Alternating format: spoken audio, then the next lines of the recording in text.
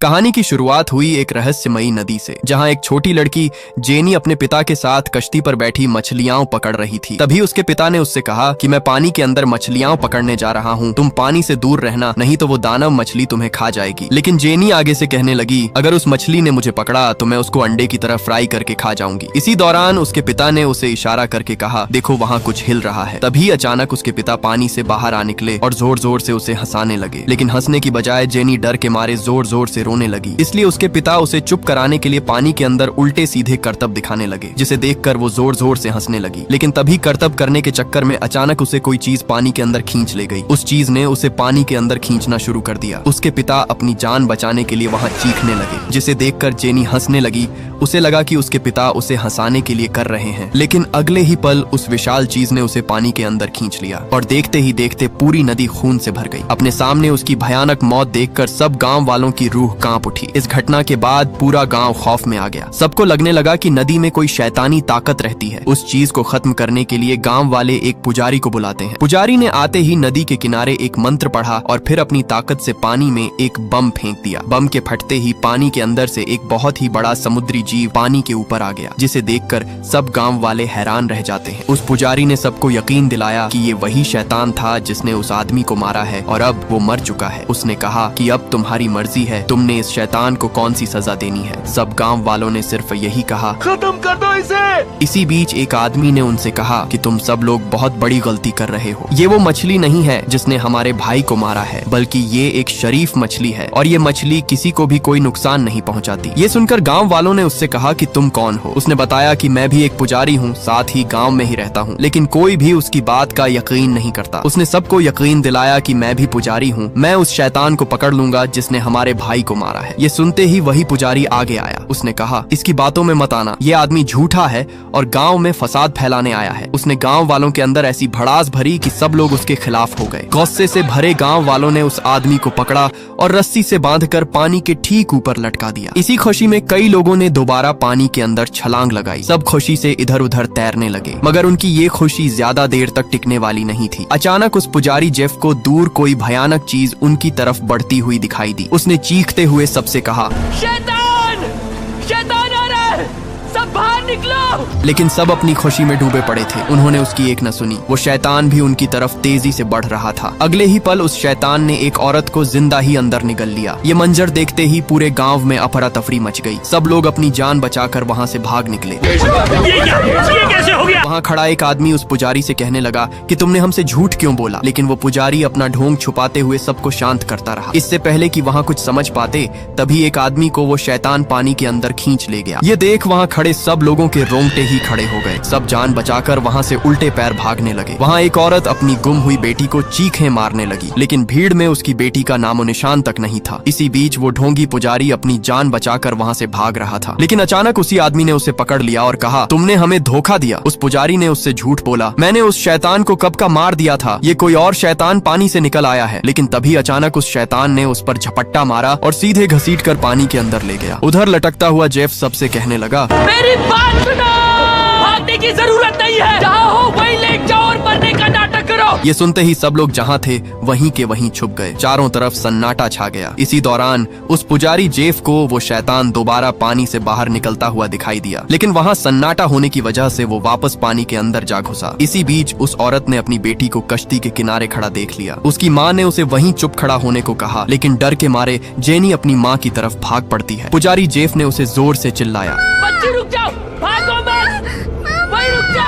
ये सुनते ही वो शैतान पानी से बाहर आ निकला और सीधा जेनी को वहाँ से घसीट ले गया। अपनी बेटी को दूर जाता देख उसकी माँ दौड़ पड़ी। किसी तरह करके उसने उसे पकड़ लिया, लेकिन उस शैतान की ताकत के आगे वो हल्की पड़ गई। अचानक वो शैतान उसे जिंदा ही अपने अंदर निगल गया। अपनी बेटी को बचाने के लिए उस औरत ने एक डंडा उठाया और सीधा पानी के अंदर कूद पड़ी। वो उस शैतान को जोर जोर से अपने पास बुलाने लगी। इसी दौरान उसके सामने वो शैतान आ गया। उस शैतान का आकार देखते ही उसके होश उड़ गए। कांपते हुए उसने कहा, मेरी बच्ची वापस जाए। लेकिन उस शैतान ने उस पर जरा भी रहम नहीं किया और अचानक उसे जिंदा ही अपना निवाला बना डाला। तभी उसने वहाँ लकड़ी के बने पुल पर जोरदार हमला कर दिया, जिससे वो पुल टूट गया और टूटते ही वहाँ खड़ी एक औरत के हाथ से उसका बच्चा गिर पड़ा। उसका बच्चा फिसलते फिसलते दूसरे पुल पर जा गिरा। नीचे खड़ा वो विशाल शैतान भी उसका इंतजार कर रहा था। लेकिन इससे पहले वो बच्चा नीचे गिरता, अचानक पुजारी जेफ जिसे लटकाया गया था वो खुद को छुड़ाकर वहाँ आ कूदा। वो बच्चा रेंगते रेंगते उसकी तरफ ही बढ़ रहा था। अचानक उसी शैतान ने उस पुल पर अपना जोर डाला, जिससे वो बच्चा उसकी तरफ गिरने लगा। ये देखकर जेफ ने उसी ढोंगी पुजारी को अपने पास खींच लिया। जैसे ही उस पुल पर दो आदमियों का जोर पड़ा, वो बच्चा उनकी तरफ आने लगा। इससे पहले वो बच्चा उनके करीब आता, एक बार फिर से उस शैतान ने झपट्टा मारा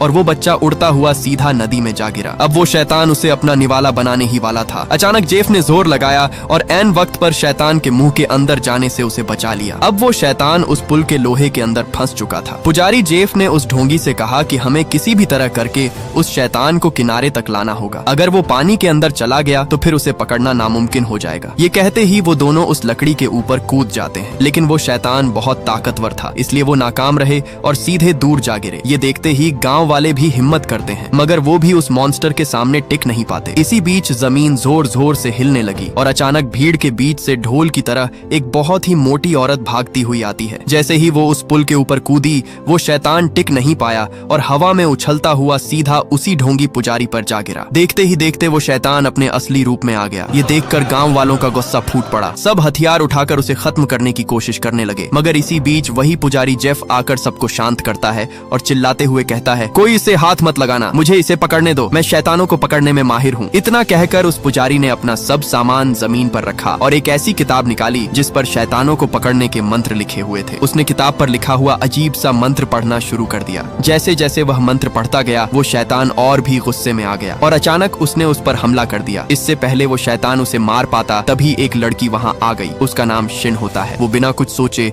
उस शैतान पर अंधे की तरह टूट पड़ी। अगले ही पल उसने एक जादुई कपड़ा निकाला और उस कपड़े के अंदर जकड़ लिया। जैसे ही वो शैतान कैद हुआ, उसका रूप धीरे धीरे एक कठपुतली में बदल गया। शिन उसके पास आई और कहा, तुम भी शैतान का शिकार करते हो? उसने कहा, हाँ, मैंने अपनी किताब से शैतानों को पकड़ना सीखा है। ये सुनते ही शिन जोर जोर से हंसने लगी और कहा, तुम छोटे मोटे चूहों को मैं एक ही झटके में गायब कर सकती हूँ। इतना कहकर वो अपने हाथ में पहने हुए खास किस्म के जादुई कड़े घुमाने लगी। इसे देखकर जेफ चारों खाने चित्त हो गया। गांव वाले उस लड़की का शुक्र अदा करते हैं और सब उसके पैरों में गिर पड़ते हैं। पुजारी जेफ चुपचाप अपने मास्टर के पास चला जाता है और कहता है, इस बार भी मैं किसी की जान नहीं बचा पाया। मेरे सामने कई लोगों को वो शैतान जिंदा ही निकल गया। उसका मास्टर उसकी बात सुनकर कहता है, आज जिस शैतान का तुमने सामना किया वो कभी एक बहुत नेक दिल रूह था। एक दिन वो नदी के किनारे एक छोटे बच्चे की जान बचा रहा था, लेकिन गांव वालों ने उसे गलत समझा। उन्हें लगा कि वो उनके बच्चों को मारने आया है। उन्होंने उसे एक सांप में कैद करके नदी में बहा दिया। उसी वजह से वो शैतान अपना बदला लेने के लिए नदी किनारे बसे लोगों को मारने वापस लौटा है। लेकिन मास्टर ने उसे ये यकीन दिलाया कि अब से वो उसकी ताकत बढ़ाने में मदद करेंगे। इसके बाद हमें एक जोड़ा दिखाया जाता है जो एक पुराने से रेस्टोरेंट में पहुंचता है। रेस्टोरेंट अंदर से बिल्कुल खाली होता है, ना कोई कस्टमर था और ना कोई वेटर। ये देखकर दोनों को थोड़ा अजीब सा लगा। तभी अचानक उनके सामने एक वेटर आया। वो उनका वहाँ वेलकम करता है और उन्हें रेस्टोरेंट के सबसे वीआईपी खाने के बारे में बताने लगा। कुछ ही देर में वेटर उनके टेबल पर गर्मा गर्म वीआईपी खाना ले आया। खाना खाते ही वो दोनों हैरान रह जाते हैं। इतना लजीज खाना खाते ही उस लड़की ने वेटर से पूछा, क्या ये सब तुमने बनाया? वेटर ने जवाब देते हुए कहा कि नहीं, ये हमारे शेफ ने बनाया। उनके जैसा खाना कोई नहीं बना सकता। इतना कहकर वेटर किचन की तरफ इशारा करता है, जहाँ सामने वही शेफ बैठा था जिसने खाना बनाया। और ये कोई आम आदमी नहीं था, बल्कि ये भी एक शैतान है। इस शैतान का असली रूप हमें आगे जाकर पता चलेगा। जैसे ही वो शेफ उन दोनों के सामने आया, उसकी खूबसूरती देखकर दोनों के होश ही उड़ गए। वह लड़की बार बार उस शेफ से बात करने की जिद करती है,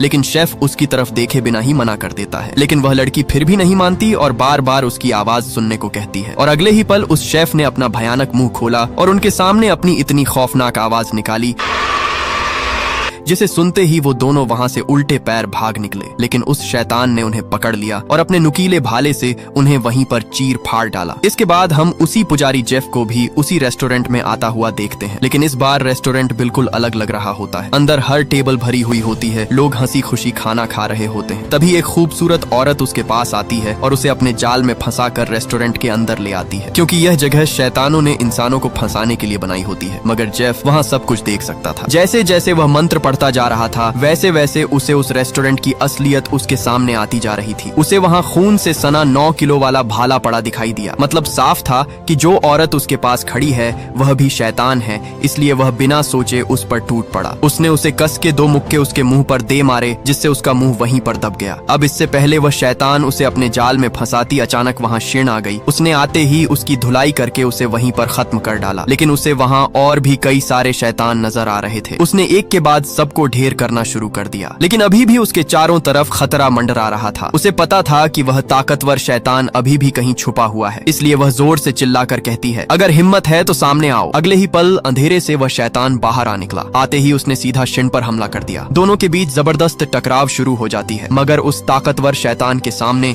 वह कमजोर पड़ती जा रही थी, इसलिए वह अपने जादुई कड़े अंधाधुंध उस पर बरसाने लगती है। वो कड़े उसके शरीर को चीरते जा रहे थे। कड़े लगते ही उसका असली रूप सामने आने लगा। आते ही हमें पता चलता है कि यह शैतान कोई आम शैतान नहीं था, बल्कि एक बहुत ही विशाल सुअर दानव था। शेन के हमले की वजह से उस शैतान का गुस्सा फूट पड़ा। वह अपने भाले से उस पर हमला करता है, मगर शेन अपने कड़े की शक्ति से खुद को बचा लेती है। मौका देखते ही उसने अपना कड़ा उसके गले में फंसाया और कसकर पकड़ लिया। उसने जेफ से कहा कि इसकी सारी ताकत इसके गले में है, इसको चूस कर बाहर निकालो। यह सुनते ही जेफ के रोंगटे खड़े हो गए, क्योंकि उस शैतान का इतना भयानक चेहरा देखते ही उसकी रूह कांप उठी। मगर फिर भी वह अपनी जान पर खेलकर आगे बढ़ा और सीधा उस शैतान को पूरी तरह अपने अंदर खींच लिया। खींचते ही उसका चेहरा नीला पड़ गया, लेकिन तभी शिन ने आकर वह शैतान खुद अपने अंदर खींच लिया। लेकिन इससे पहले वह मरती तुरंत उसने वही जादुई कपड़ा निकाला और उस शैतान को कपड़े के अंदर कैद कर लिया। लेकिन वह सुअर दानव अभी भी पूरी तरह खत्म नहीं हुआ। अचानक उसने अपनी पूरी ताकत लगाई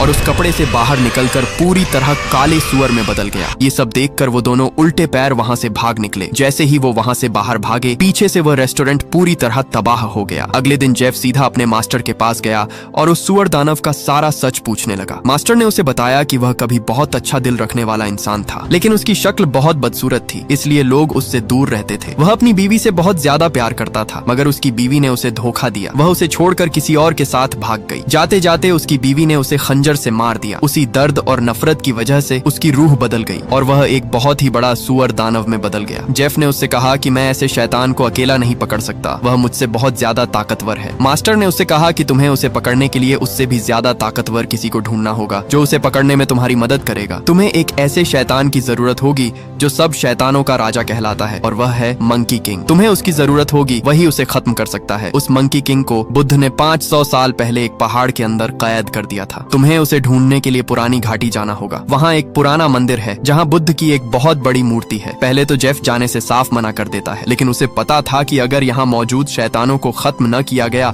तो वे एक के बाद एक सबको खत्म कर डालेंगे, इसलिए वह उसी घाटी की तरफ निकल पड़ा। रास्ते में जाते जाते उसका पैर एक जाल पर पड़ गया, जो किसी और ने नहीं बल्कि उन शैतानों को पकड़ने वालों ने फैलाया था। साथ ही उसने देखा कि वहाँ उन्होंने कई लोगों को कैद करके रखा था और उन्हीं में शिन भी होती है। यह देखकर उसका दिल अंदर से टूट गया। वहाँ खड़ी लड़की जो शिकार करती है, उसने उससे कहा कि हम यहाँ मौजूद शैतानों को पकड़ने के लिए आए हैं, और अगर कोई हमारे बीच हमारा रास्ता रोकता है तो हम उसे कुत्ते की मौत सुला देते हैं। वह जेफ से कहती है कि अगर तुम यहाँ शैतान को पकड़ने आए हो तो अब तुम यहाँ से जिंदा वापस नहीं जा सकते। वह उसे खत्म करने ही वाली थी, तभी वहाँ शिन उसके आगे आ गई। उसने कहा कि यह मेरा पति है। हम दोनों की थोड़ी बहस हो गई थी, इसलिए मैं गुस्से में यहाँ आ गई थी। ये मुझे घर ले जाने आया है। इनका शिकार से कोई लेना देना नहीं है। लेकिन उस लड़की को उन दोनों पर शक हो गया और कहा, अगर तुम वाकई शादीशुदा हो तो एक दूसरे को गले लगाओ। लेकिन जेफ ऐसा करने से मना कर देता है, जिस पर वे शिकारी और भी गुस्से में आ जाते हैं और उन्हें धमकी देते हैं कि अगर उन्होंने यह न किया तो उन्हें जिंदा मार दिया जाएगा। लेकिन यह शिन की चाल थी, जो जानबूझकर वह जेफ से यह करवाना चाहती थी। तभी जेफ ने उसके हाथ पर लगे नुकीले लोहे देखे, जिसे देखते ही वह समझ गया कि उसके साथ धोखा हो रहा है। उसने तुरंत वह नकली लोहे उसके हाथ से निकाल दिए। निकालते ही उसे पता चला कि शिन भी सबके साथ मिली हुई है, क्योंकि शिन ही यहाँ सबकी लीडर है और ये सब यहाँ शैतानों को पकड़ने आए हुए थे। उसने जेफ से कहा, मैं तुम्हें समझाने का और कोई तरीका नहीं ढूंढ पाई, क्योंकि मैं तुम्हें पसंद करती हूँ, इसलिए मैं चाहती थी कि तुम मेरे साथ रहो। लेकिन आगे से जेफ उसे साफ साफ मना कर देता है कि अब के बाद मैं तुमसे कभी नहीं मिलूंगा, बेहतर होगा तुम मुझे भूल जाओ। इतना कहते ही उसे शिकारियों ने पकड़कर एक पिंजरे में बंद कर दिया। अब शिन जेफ को पूरी तरह अपने काबू में करने के लिए अपनी दोस्त की मदद लेती है। उसकी दोस्त अपने पास रखी अजीब से कागज की बनी डॉल निकालती है और कहती है, इससे मैं तुम्हारी पीठ पर लगा दूंगी और फिर तुम वही करोगी जो मैं करूंगी। अब उस डॉल की वजह से शिन भी उस लड़की के कंट्रोल में आ जाती है। उसका शरीर शरीर जैसे किसी और के इशारे पर चलने लग पड़ा हो। वह बिना अपनी मर्जी के जेफ पर हमला करने लगी। उसने उसे बुरी तरह पीट डाला। कुछ देर बाद जब कंट्रोल टूटा, शिन होश में आ गई। वह अपने शरीर को काबू से बाहर होता देखकर दुखी हो गई, क्योंकि अपनी दोस्त के कहने पर उसने जेफ पर बहुत ज्यादा जुल्म कर दिया था। इसलिए वह वहां से जाने का फैसला करती है। लेकिन तभी अचानक वह सबको चुप रहने को कहती है, क्योंकि एक बार फिर से उनके जाल में एक और शैतान फंस चुका था। वे सब मिलकर अपनी ताकत लगाकर उसे पकड़ने की कोशिश करते हैं, मगर वह शैतान इतना ताकतवर होता है कि सबको वहीं पर ढेर कर डालता है। तभी अचानक उनके सामने वही शैतान आ गया। वह कोई और नहीं बल्कि वही सुअर दानव होता है, जो अब पूरी तरह गुस्से में जल रहा था। सब लोग अपने तांगे पर बैठकर भाग निकलते हैं। वह दानव भी उनकी तरफ तेजी से बढ़ रहा था। जब शिन ने पीछे पलट कर देखा तो वह दानव अचानक वहां से गायब हो गया। दरअसल वह दानव आगे से उनकी तरफ बढ़ रहा था। ये देखते ही उसने तुरंत जेफ को पकड़कर अपने तांगे से बाहर फेंक दिया ताकि उसकी जान बच सके। तभी उस दानव ने उनके तांगे को जोरदार टक्कर मारकर उसके बीच से टुकड़े टुकड़े कर दिए। वहां सबके सब जख्मी हो जाते हैं। शिन भी बुरी तरह जख्मी हो जाती है, जिससे वह वहां से हिल भी नहीं पा रही थी। जैसे ही जेफ ने उसे देखा तब उसकी सांसें बंद हो चुकी थीं। उसे लगा कि अब शायद वह इस दुनिया में नहीं रही। यह देखकर वह वहां जोर जोर से चीखने लगा। उसने रोते हुए कहा, तुम मुझे छोड़ के नहीं जा सकते। मगर अगले ही पल शिन अचानक उठ पड़ी, जो अभी भी जिंदा थी, क्योंकि यह उसकी चाल थी और यह सब वह नाटक कर रही थी ताकि जेफ उसे हाँ कर दे। लेकिन इससे पहले वो वहां से भाग पाते, अगले ही पल वो दानव फिर से उनकी तरफ बढ़ने लगता है। अचानक वहां एक बहुत ही ताकतवर शैतानी टाइगर समुराई आ पहुंचा। उसने आते ही उस दानव से लड़ना शुरू कर दिया। दोनों के बीच जबरदस्त हाथापाई शुरू हो गई। टाइगर समुराई की खतरनाक ताकत के सामने वो दानव ज्यादा देर तक टिक नहीं पाया, इसलिए उसे दम दबाकर वहां से भागना ही पड़ा। वह उसे पकड़ने के लिए भागता है, लेकिन तभी उसका सामना एक और दानव शैतानी फुट से होता है। उसकी सारी ताकत उसके पैरों में होती है और वह सिर्फ अपनी किक से ही बड़े बड़े दुश्मनों को ढेर कर डालता है। इससे पहले दोनों के बीच टकराव होता, अचानक आसमान को चीरती हुई एक तलवार सीधा उनके बीच से निकल जाती है। सबकी नजरें हैरानी से सामने टिक गईं, क्योंकि वह तलवार किसी और ने नहीं बल्कि प्रिंस इम्पोर्टेंट ने फेंकी थी, जो स्वॉर्ड फाइटिंग में मास्टर माना जाता है। तीनों टाइगर समुराई, शैतानी फुट और प्रिंस इम्पोर्टेंट सब उसी शैतान राक्षस सुअर को पकड़ना चाहते हैं, मगर एक साथ मिलकर नहीं बल्कि अलग अलग, क्योंकि उनके हिसाब से जो भी उस शैतान को अकेला पकड़ेगा वही सबसे बड़ा हंटर कहलाएगा। तभी जेफ उनके सामने आया और कहा कि मैं मानता हूँ तुम सब बहुत ताकतवर हो, लेकिन दानव सुअर को हराने के लिए तुम्हें साथ मिलना होगा। आगे से वे सब उसका मजाक उड़ाते हुए कहते हैं, ये भिखारी शिकारी हमें सिखा रहा है। इसलिए अपने सामने अपनी बेइज्जती होते देख वह तुरंत वहाँ से जाने लगता है, लेकिन शिन उसे कहती है कि मैं तुम्हारे साथ चलूंगी। जेफ ने उसे गुस्से में कहा, तुम्हारी वजह से मैं अपना रास्ता भटक रहा हूँ, तुम मुझसे दूर रहो, मेरा तुमसे कोई ताल्लुक नहीं, तुम पहाड़ में जाओ। जेफ ने उससे कहा, बस मुझे मेरी किताब वापस चाहिए। गुस्से में शिन वह किताब फाड़ देती है, लेकिन जेफ उसे बिना कुछ कहे वहाँ से निकल पड़ता है। उस दर्द भरे लम्हे के बाद वह अंदर से टूट गया, लेकिन अब उसका एक ही मकसद होता है, उस मंकी किंग को ढूंढना। कई दिनों की मुश्किल और थका देने वाले सफर के बाद आखिरकार वह 5 उंगलियों वाले पहाड़ तक पहुंच ही जाता है। वहां पहुंचते ही उसके चारों तरफ खिले हुए कमल ही कमल फैले हुए थे। थोड़ी देर ढूंढने के बाद उसे वहां एक छुपी हुई गुफा मिलती है, जो कमलों के फूलों से ढकी हुई थी। अंदर कदम रखते ही उसका सामना एक अजीब से बूढ़े आदमी से हुआ,